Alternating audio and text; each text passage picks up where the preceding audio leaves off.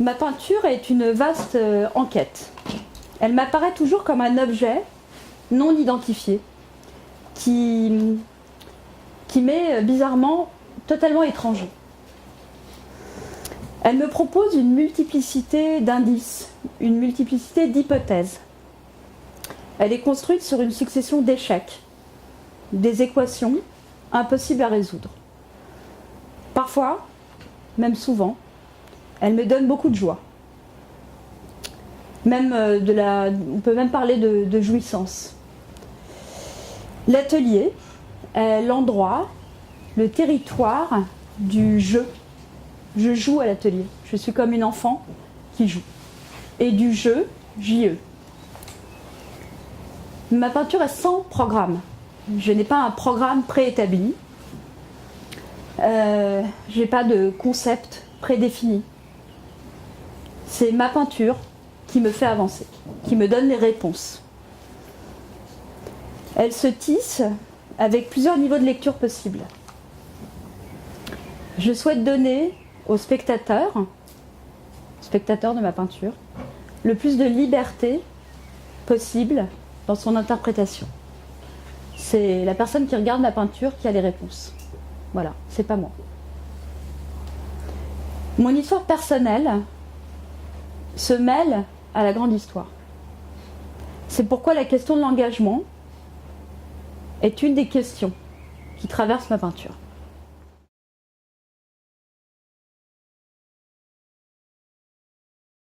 Je suis née à Paris en 1974, dans une famille peu commune d'immigrés polonais. Ma mère était étudiante aux Beaux-Arts de Paris quand j'étais petite. Et mes premiers souvenirs de peinture n'étaient pas visuels. Ils sont pas visuels, ils sont olfactifs. L'odeur de la térébenthine, du wild spirit m'ont toujours ramenée dans la chambre atelier où ma mère peignait de drôles de tableaux post-cubistes. Dans le salon familial, de l'autre côté du rideau, parce qu'en fait il y avait la chambre atelier, un grand rideau qui partageait une immense pièce en deux, et de l'autre côté, il y avait le salon. Et dans ce salon, il y avait une copie d'un tableau très connu de Léonard de Vinci, qui est la Ginevra, et j'étais terrifiée en tant que petite fille. Ce tableau était absolument... Il me faisait une peur bleue. Donc je n'arrivais pas à le regarder. Je n'arrivais pas à le regarder dans les yeux. Je baissais les yeux et je regardais ce qui se passait de l'autre côté, c'est-à-dire finalement à droite de son épaule, où je regardais le buffet, où je regardais par terre. Et voilà. Et qu'est-ce qui se passait en fait au fond? Il y a un reflet, un très beau reflet. Il y a des masses d'arbres qu'on retrouvera étrangement plus tard dans mes tableaux. Il y a ce reflet qui va revenir. Et je pense que la question du hors-champ dans mon travail, qui revient sans arrêt, ne vient pas de nulle part.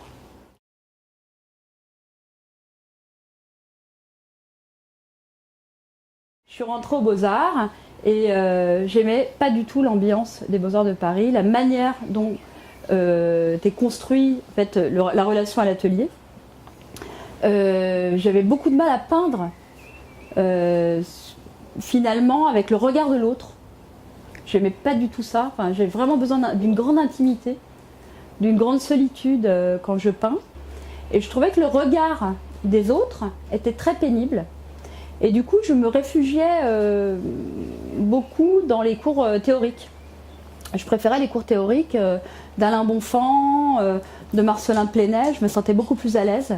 On était dans une époque qui était vraiment hostile à la peinture. Je pense que ça c'est en train de bouger. Et c'était très compliqué de développer un travail pictural sans avoir à justifier le fait de faire de la peinture.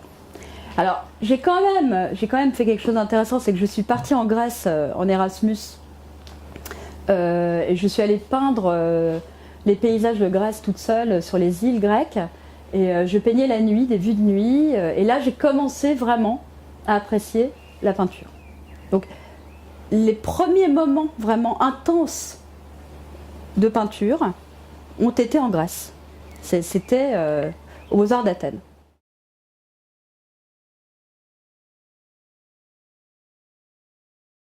Après les Beaux-Arts, j'ai eu 2 ans de flottement où j'ai beaucoup travaillé. J'ai fait beaucoup de peinture, mais c'était pas très construit. C'est pour ça que là, je vous les montre pas. J'ai obtenu quelque chose de pas mal. C'est que je suis rentrée, j'ai eu la Casa de Velázquez à Madrid. Voilà. La vue de mon atelier, c'était ça pendant 2 ans. En fait, ces 2 ans m'ont permis de vraiment m'isoler et d'amorcer un travail singulier, sans regard, sans préjugés. J'en avais vraiment besoin.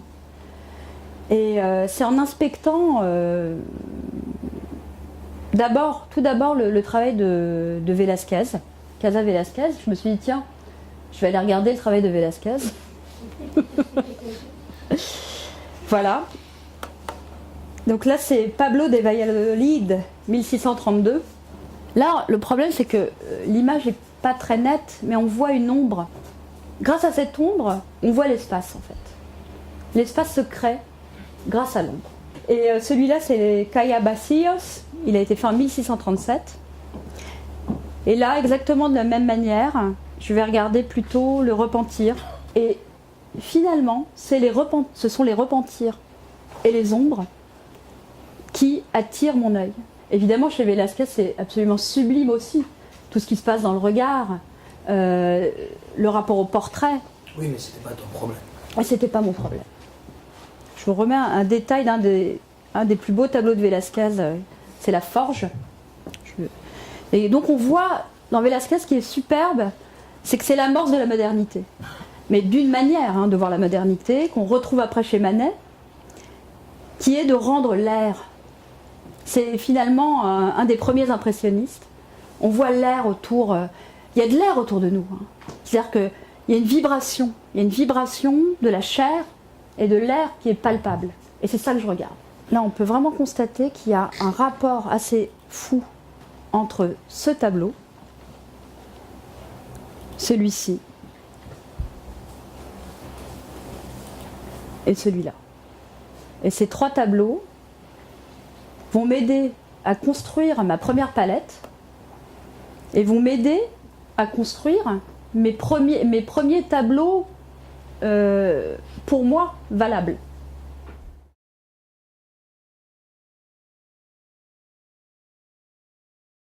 Là, je fais un saut dans le temps. Alors, ce tableau porte en lui presque tout ce qui va se passer après dans ma peinture. Donc c'est un tableau de 2009 qui est maintenant dans la collection de Jean-Marc Salomon. J'avais déjà peint une tente, là malheureusement j'ai pas le visuel. J'avais peint une tente bleue, une bâche en fait, dans une forêt. Et j'étais en train de lire un roman de Ian McEwan. Je ne sais pas si vous connaissez cet auteur anglais qui est quand même un des plus grands auteurs anglais qui existent, qui s'appelle L'Enfant volé. Et j'avais fait le lien entre cette tante, parce qu'il parle de cet enfant, et puis il y a cette histoire de cache. Et j'avais fait le lien entre le roman et ce premier tableau. Malheureusement, vous ne le voyez pas. Et puis c'est revenu quelques années après. Parce que les sujets en peinture reviennent. Ce sont des formes de hantise, en fait. Quand tu t'y attends pas, ça revient. Et j'avais l'impression, en fait, quand je la peignais, d'être dans un rapport comme si il y avait quelque chose qui couvait sous cette tente. Comme s'il y avait quelque chose qui couvait en tension. Alors c'est évidemment l'élément lumineux, mais c'est aussi l'élément humain. Qu'est-ce qui se passe dans cette tente? Et c'est le rapport au cachet. Le rapport au cachet, évidemment au mystère, et surtout à la tension et à quelque chose qui couve. Voilà.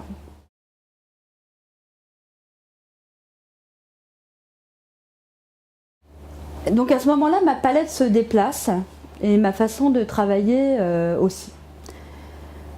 Donc là, c'est par la recherche de documents, la construction de maquettes, croquis, et par l'abandon de citation de la peinture d'histoire que je prends une nouvelle direction. Donc c'est-à-dire que avant je citais la peinture, et c'était souvent des peintures d'histoire, alors que là, je pars de documents, et je vais chercher des documents qui vont me procurer une sensation. Il y a d'abord cette sensation du document, avant la sensation de la peinture.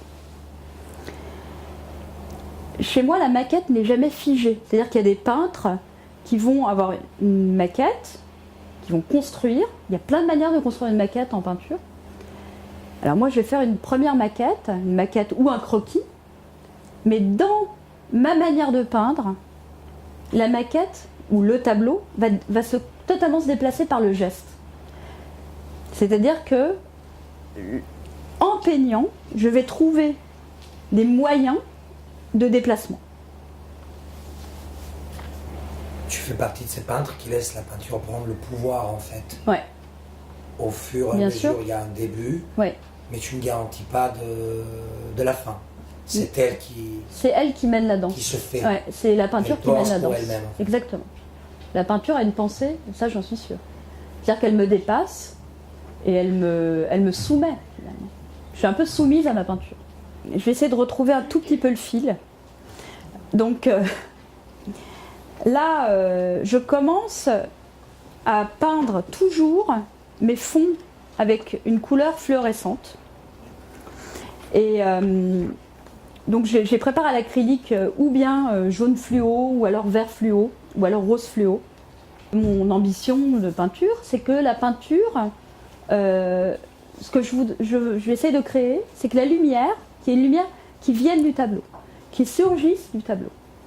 C'est-à-dire qu'il n'y aurait pas un point lumineux avec une mise en scène, avec une ombre et une lumière, comme dans un tableau figuratif classique, mais que la lumière surgirait par derrière, comme s'il y avait un jeu de lumière du dedans.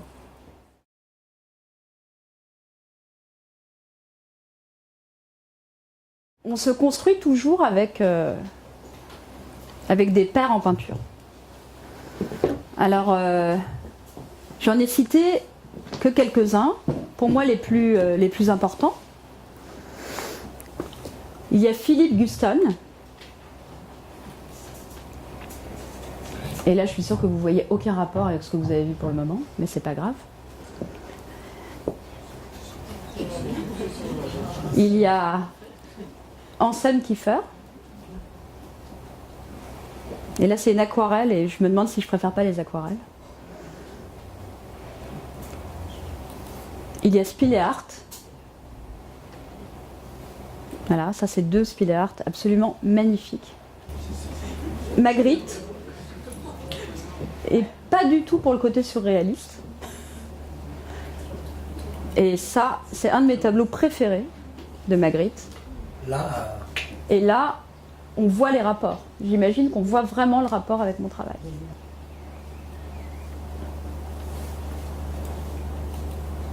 Alors, évidemment, Lucian Freud, pas du tout pour les figures. Hein? La preuve.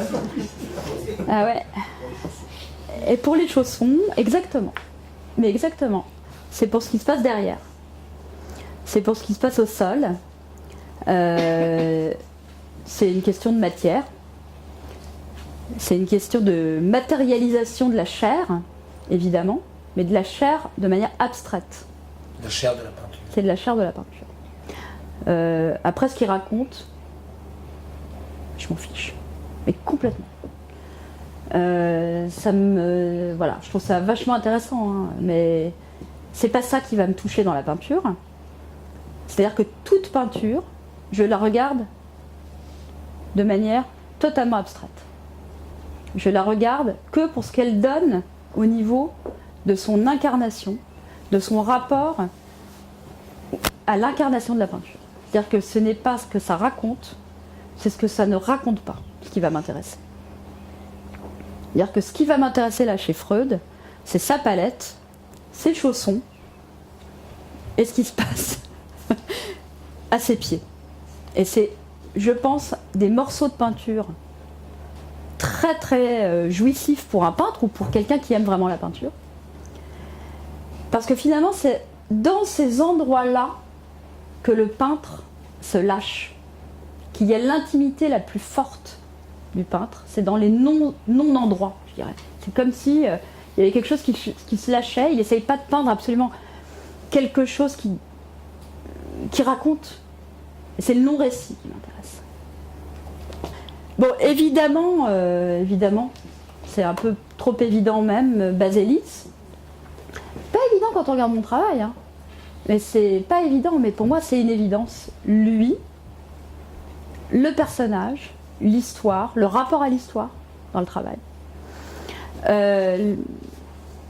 Alors j'ai choisi ces deux images, ces deux visuels, ces deux peintures. Peinture de jeunesse. Et ouais, peinture de jeunesse, il n'avait pas encore retourné ses toiles. Et je les trouve très émouvantes par rapport à la dislocation. C'est vraiment une histoire de dislocation. Dislocation de la chair, dislocation de l'être. Le rapport de la palette aussi, hein, cette espèce de surgissement de la couleur dans la nuit qui me touche infiniment. Les découvertes que je fais, que ce soit au cinéma, en littérature, en philosophie, en peinture, je n'ai pas de maître à penser, c'est-à-dire que je ne vais pas me dire tiens, j'aimerais bien que lui m'influence. C'est pas du tout comme ça que ça se passe. C'est que tu fais un travail à l'atelier et très étrangement, alors peut-être que c'est mon côté mystique, eh bien quelques jours après, tu vois un point commun. Tu trouves un point commun, tu trouves des indices. C'est un peu comme quand on est amoureux. Tu trouves des indices et des choses qui te ramènent. C'est une coïncidence en fait, et ça va te ramener ou à un mot, ou à une sensation, ou à une œuvre qui est très proche de toi.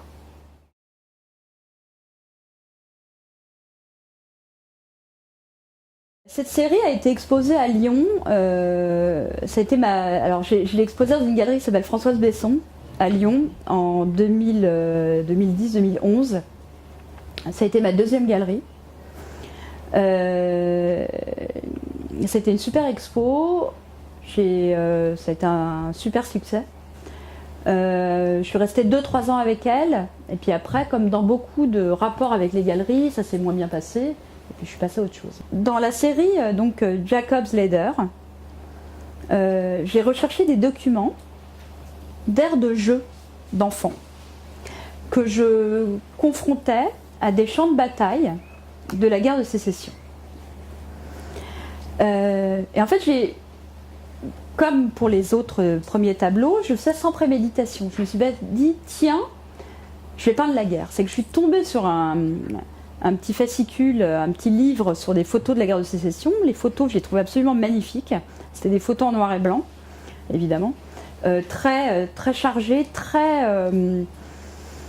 finalement extrêmement bien cadrées, avec une sorte de modernité dans le rapport à la ligne d'horizon.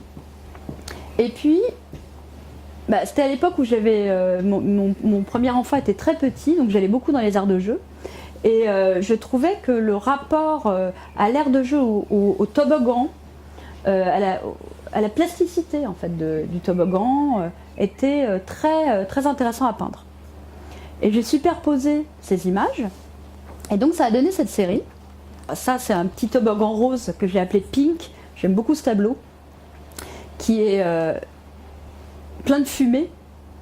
Et dans mon travail, il y a des obsessions. Il y a des obsessions. Les obsessions, c'est la fumée. C'est évidemment certaines couleurs plus que d'autres. C'est les échelles. C'est la terre.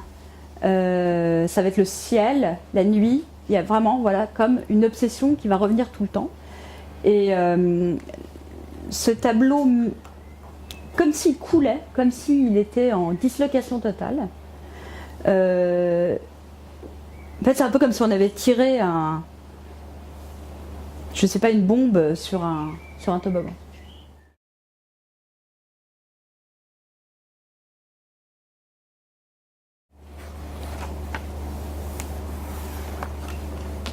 Au même moment, pendant que je fais les grands formats, les petits formats à l'huile, je construis un travail parallèle qui est un travail au pigment, qui est un travail sur papier, qui est beaucoup plus construit au niveau de la géométrie.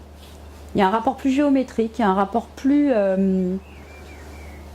moins dans le geste, beaucoup plus dans la retenue, et qui est très important pour moi. En fait, c'est important pour moi de décaler le travail toujours aussi ailleurs.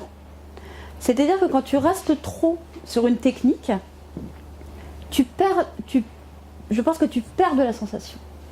C'est-à-dire que tu vas retrouver des sensations ailleurs en déplaçant ton médium. Pour moi, c'est très important de déplacer le médium, et du coup, tu vas trouver des solutions et finalement une sorte de nouveau questionnement du sujet en déplaçant ton médium. Je ne sais pas si c'est très clair, c'est peut-être clair pour certains mais pas pour d'autres, mais je pense que déplacer le médium, ça te donne une impulsion et ça te donne des solutions dans le travail qui sont très riches. C'est un peu comme changer de partenaire pour confirmer l'amour. Voilà. J'ai compris, non? Exactement. En plus, c'est pas bête du tout. C'est voilà, un peu comme tout d'un coup tu manges des sushis, t'en as marre du couscous. Voilà. Exactement, tu as très bien compris. Donc, et là, c'est une technique particulière. Alors, c'est de l'acrylique à laquelle je vais ajouter du pigment, et ça va donner une matité à l'acrylique. Ces dessins, peintures, c'est des petits formats, c'est environ 30 par 40. Ce qui est très beau dans cette technique, c'est qu'on arrive à avoir des superpositions et une légèreté absolument incroyable. Et c'est marrant parce qu'en fait, c'est des tableaux qui sont tout petits et c'est les tableaux les plus longs à faire. C'est-à-dire que je mets des jours et des jours à les faire. Et il y a une concentration dans le rapport au travail qui n'est pas du tout la même que dans l'huile. C'est-à-dire que là, je m'immerge, mais vraiment presque comme si je plongeais. C'est vraiment une sensation de plonger. Et là, je plonge, comme quand tu es en apnée. Moi, j'ai fait de l'apnée. Et voilà, quand tu rentres dans ton corps, un peu comme la méditation aussi, et c'est vraiment cette sensation-là avec cette technique-là. Là, on retrouve cette ombre. C'est assez marrant parce que j'aime beaucoup les indices. Je travaille beaucoup par rapport aux indices dans le travail. Et là, on va retrouver une ombre qui se soulève, une ombre palpable, une ombre qui est finalement comme un objet, comme un sujet.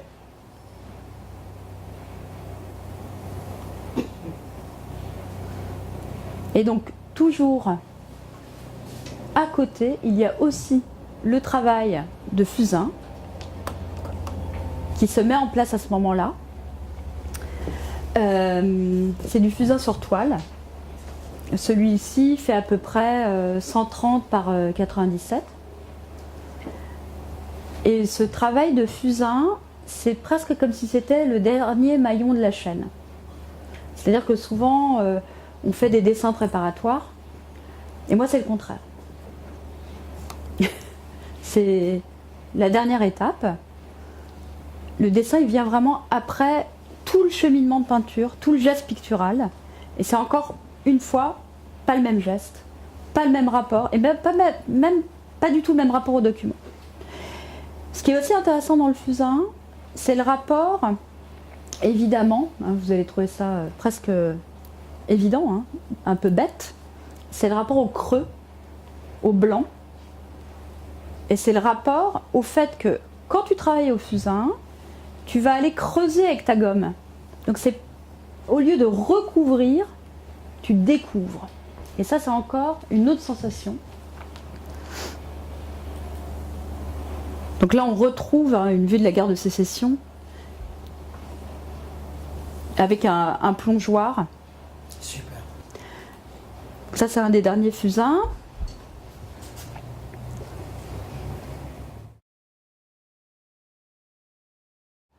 J'avais envie de parler de mes influences en cinéma. Je ne sais pas si vous connaissez ce réalisateur thaïlandais, avec un nom compliqué à dire, donc il s'appelle Apichatpong Veerasettakul. Et c'est un immense cinéaste. Pourquoi j'en parle? J'en parle parce qu'en fait, en tant que peintre, je ne vais pas forcément avoir des rapports très passionnels avec les autres peintres. Je vais avoir beaucoup plus de rapports passionnels avec des écrivains ou des cinéastes. C'est-à-dire que là où je vais aller puiser des questionnements, des choses très très fortes plastiquement, ça va être beaucoup plus dans les sensations cinématographiques ou littéraires qu'en peinture. Les sensations, je les trouve chez Apichatpong. Et d'ailleurs, on peut tout à fait comprendre en regardant le rapport à la lumière et le rapport au fantôme. Il est hanté, et j'aime bien ce mot, par les fantômes dans son travail. C'est-à-dire que tout son travail se développe sur le rapport entre le monde des vivants, le monde des morts, et le monde des vivants, très naturellement, côtoie le monde des morts.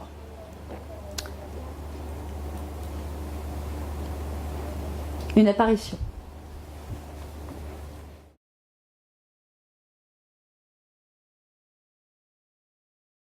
De Palma, Carrie, c'est un peu moi, parfois quand je suis très en colère. J'aimerais bien, ça te fait rire, j'aimerais bien parfois avoir ses pouvoirs quand elle... Le rapport à la mer aussi, non? Et le rapport à la mer, le rapport... ouais, elle est... Et puis, est-ce que vous vous rappelez ceux qui l'ont vu de la scène avec le sang de cochon? C'est quand même assez fort.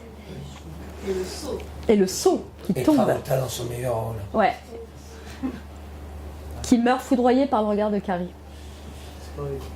C'est terrible. Mais au niveau de l'image du feu, par exemple, c'est absolument magnifique. C'est un film sur la cruauté aussi. Bien sûr. L'injustice, la cruauté. La différence. À la différence.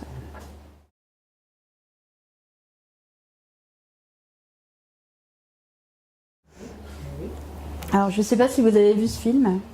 C'est un film absolument sublime, moi qui m'a fait beaucoup de bien. C'est un film qui se passe... en fait, c'est un film sur les Thunder Commando.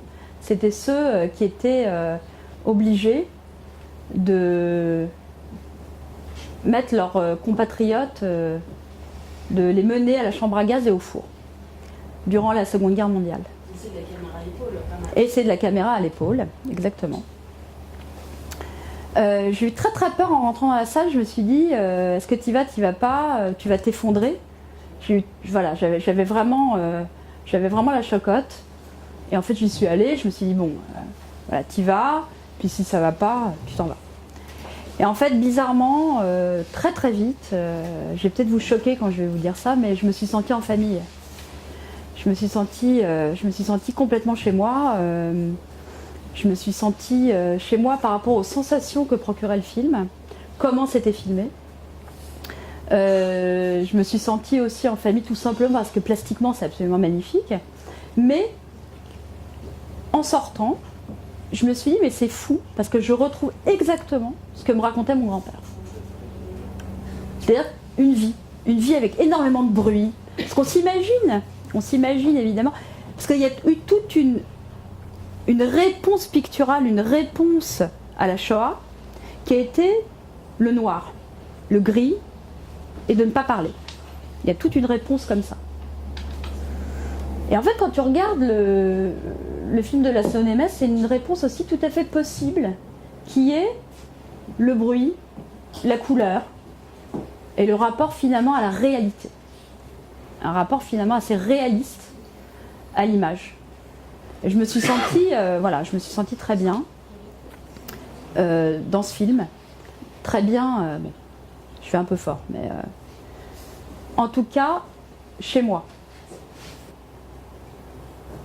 Ça, c'est une prise de vue du film encore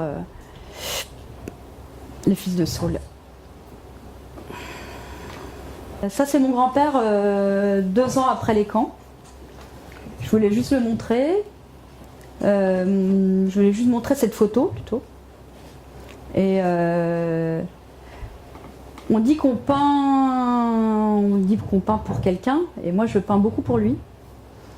Je peins aussi évidemment beaucoup pour ma grand-mère, et je peins beaucoup pour sa famille qui a été décimée. Voilà.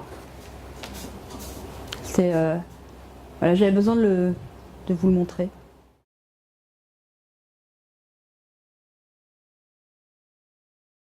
Là, je vais chercher des documents différents.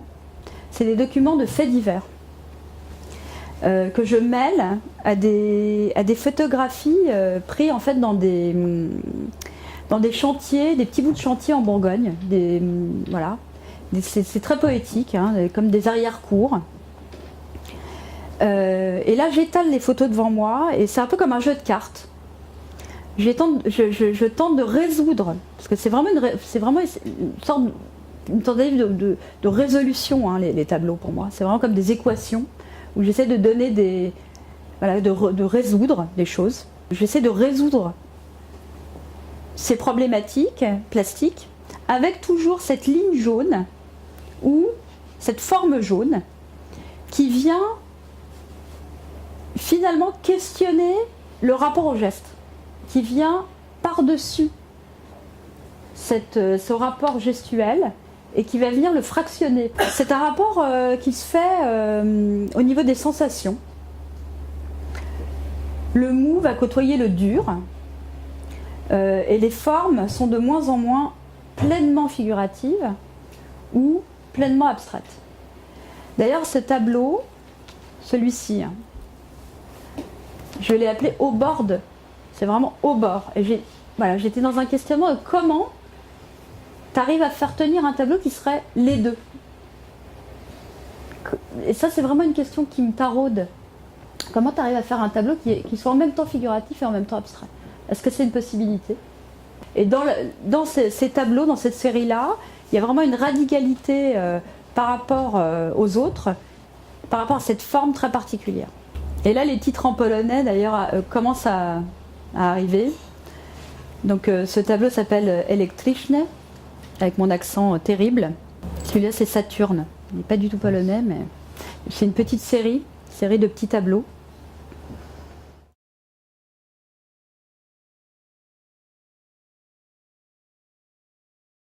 Ces espaces clos sont des mises en scène en fait des pièces de mon enfance. C'est un appartement assez gris avec une lumière assez jaune. Et là, petit à petit, la langue aussi polonaise refait surface à ce moment-là. Et je peins donc ces cellules qui sont aussi bien des cellules qui rappellent l'époque stalinienne, mais aussi l'appartement de mes grands-parents dans lequel on parlait beaucoup politique. C'était un appartement un peu labyrinthique, très labyrinthique, et tout se passait autour de la cuisine. La cuisine, kuchnia en polonais. Ce tableau, en le faisant, je me suis dit, mais en fait, c'est complètement l'ambiance qu'il y avait chez mes grands-parents et avec cette espèce de bouillonnement intérieur dans une cellule. Pokój, le salon. Là, c'est un tableau charnière qui va amorcer le reste. Ce tableau, il s'appelle To nie moja wina, ce n'est pas ma faute. Et c'est vraiment sorti comme une injonction, comme une sorte de... Je me suis dit, en le peignant, ce n'est pas ma faute.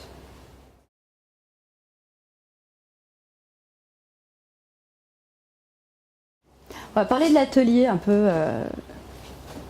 C'est important de savoir comment ça se passe à l'atelier.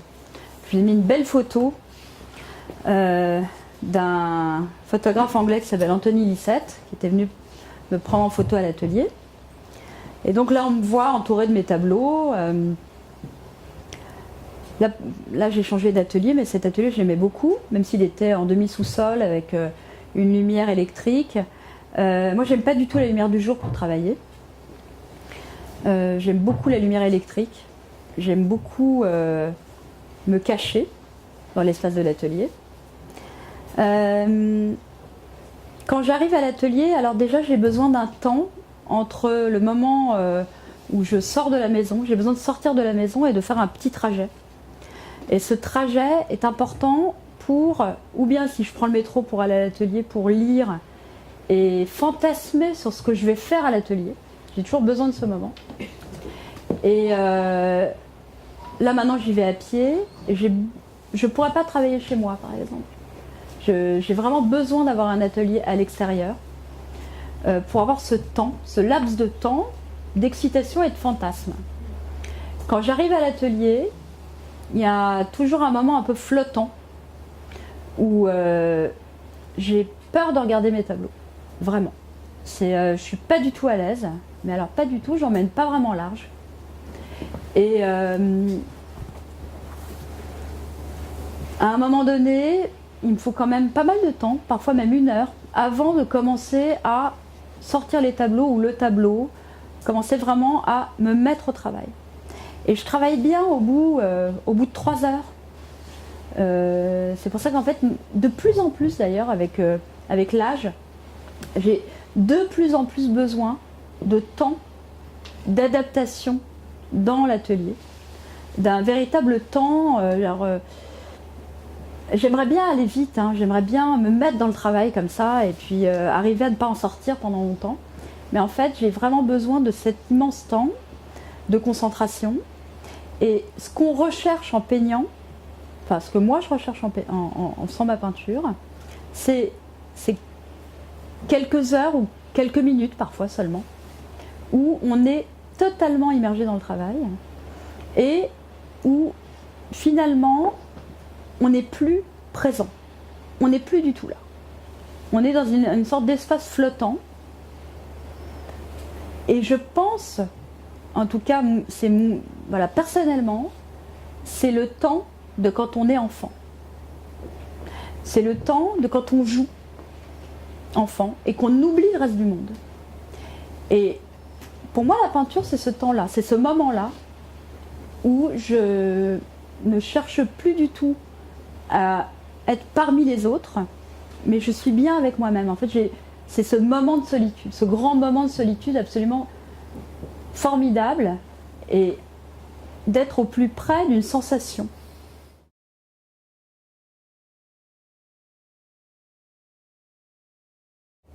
Donc ça, c'est ma dernière série. C'est les chemins résiduels. Tout ça, c'est des grands formats. Celui-là fait 2 mètres 20 par 160. Celui-là, 2 mètres par 130. Et donc là, il y a des apparitions de formes beaucoup plus figuratives, qui sont ces fameux mots en polonais.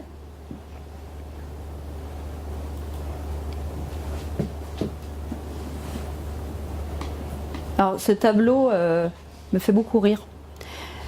Parce qu'en fait, tous les gens qui sont passés à l'atelier, ou amis, ou critiques d'art, ou peintres, voient toujours quelque chose de différent. Et c'est vraiment l'effet que je voulais. Ils voient toujours quelque chose de différent par rapport à la forme blanche. Alors, je crois que Charlotte voyait un chapeau. Mais non, c'est un fromage. Quelqu'un voyait un fromage, une motte de beurre. En fait, c'est une dent de cheval.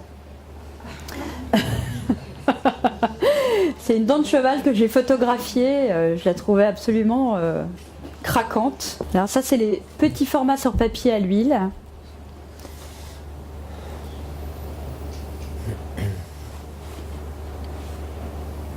Et la dent qui revient, Zemba. Il n'y a pas de polonais dans le coin? D'origine ou Ou de plein droit. Non, mais c'est très différent par rapport à la langue.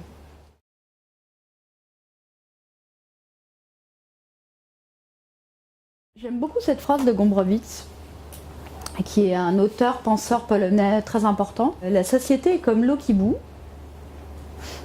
Ce qui hier était au bas monte aujourd'hui en surface. En fait, cette phrase, je la fais mienne par rapport à mes tableaux. C'est-à-dire que il y a quelque chose qui remonte en surface dans mon travail, qui avant était au bas, même au sein de ma propre famille. Et donc il y a quelque chose qui remonte en surface.